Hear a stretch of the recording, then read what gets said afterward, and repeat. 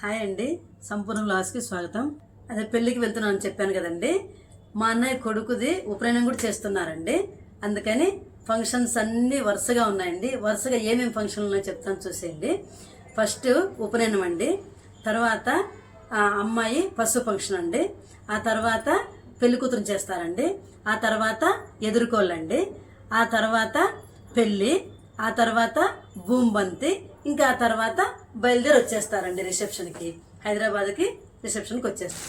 ఇదిగోండి, ఇది last reception కదండి. ఇదిగోండి, గుర్తుగా ఇలా రిసెప్షన్ చీర అని చెప్పని కవర్ మీద రాసి ఉంచుకున్నానండి.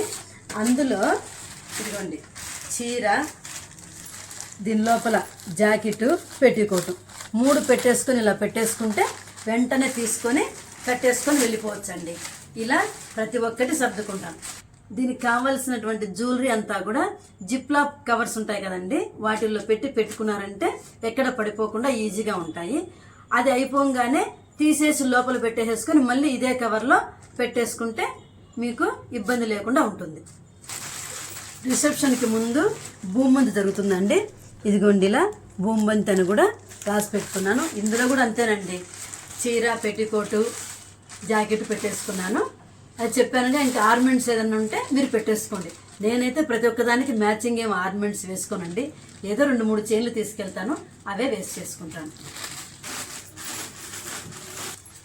దానికి ముందు ముహూర్తం అండి. ముహూర్తం చీర గ్రీన్ కలర్ తీసి పెట్టుకున్నానండి.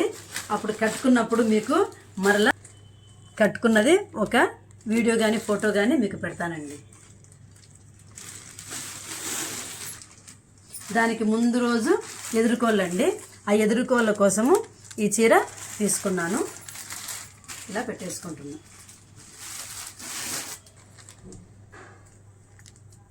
ఇది పెళ్లి కూతురు చేసినప్పుడు కట్టుకుంటానండి ఈ చీర. ఇది కొంచెము సిమెంట్ కలరు, బ్లూ కలర్ ఉంటుంది, అది నాకు ఇష్టమని పెట్టుకున్నానండి. ఇది ఫస్ట్ ఫంక్షన్కి అండి, ఎల్లో శారీ అండి. మా అన్నయ్య వాళ్ళు ఫోన్ చేసి, సంపూర్ణ అందరం ఎల్లో వేసుకుంటున్నాము, నువ్వు కూడా ఎల్లో తెచ్చుకొని చెప్పాను అన్నారండి. అందుకోసం అని చెప్పి ఎల్లో చీర, కాటన్ చీర కట్టుకున్నాను. అప్పుడు హల్దీ చేసేటప్పుడు, పసుపు ఫంక్షన్ చేసేటప్పుడు ఏం చేస్తారంటే వాటర్ అవి పోసుకుంటుంటారు. పసుపు వాటర్ కలిపి పోస్తారు కదండి, పసుపులో పసుపు కలిసిపోతుందని చెప్పి ఎల్లో వేసుకుంటారేమో. అంతకుముందు మాకు ఇలాంటివన్నీ లేవండి. ఇప్పుడు ఫంక్షన్స్ అంతా కూడా అలా జరుగుతూ ఉంటాయి. అయితే ఇలా చేయటం వల్ల చాలా ఎంజాయ్ చేస్తారండి పిల్లలందరూ, పెద్దలందరూ కూడా. పెద్దలు, పిల్లలు, చిన్నపిల్లలు ప్రతి ఒక్కరు ఎల్లో వేసుకొని మొత్తం యూనిఫామ్ లాగా ఉంటుందండి. ఫస్ట్ ఉపనయనం అండి.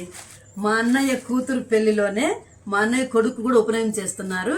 ఫస్ట్ స్టార్ట్ అయ్యే ఫంక్షను ఉపనయనంతో స్టార్ట్ అవుతుందండి. అందుకనే పైన పెట్టుకుంటున్నాయి చీర. ఎక్కడికి వెళ్ళినా కంపల్సరీగా నేను బెడ్షీట్ తీసుకెళ్తానండి. ఎందుకంటే ఫంక్షన్స్కి వెళ్తుంటాం కదండి, వాళ్ళందరికీ సప్లై చేయాలంటే కష్టం కదా. వాళ్ళు ఇబ్బంది పడకూడదు, మనం ఇబ్బంది పడకూడదు. అందుకోసమని తప్పనిసరిగా బెడ్షీట్ తీసుకొని వెళ్తానండి. అలానే ఈ టవల్ కూడా కంపల్సరీగా తీసుకెళ్తానండి. నేను ఈరోజు నైట్ బయలుదేరుతున్నానండి. అందుకని 3 రోజులు ముందు వెళ్తున్నాను కదా, మా 3 రోజులకి శారీస్ కావాలి కదా, అందుకని ఇవి ఎక్స్ట్రా పెట్టుకుంటున్నానండి.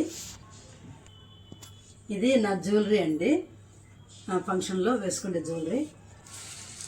ఇవేమో బొట్టు, పౌడరు, అద్దము, దువ్వెన, షాంపూ, నా బ్రష్ అన్నీ ఇందులో పెట్టుకున్నానండి. ఇదేమో నా టాయిలెటరీ సామాన్ అండి. ఇవి అంటారా, కంపల్సరిగా మందులు, మనము తలనొప్పి వచ్చినా, జ్వరం వచ్చినా, ఏదన్నా నొప్పులు వచ్చినా ఉంటుందని చెప్పని అన్నీ ఇందులో మందులు పెట్టుకుంటానండి.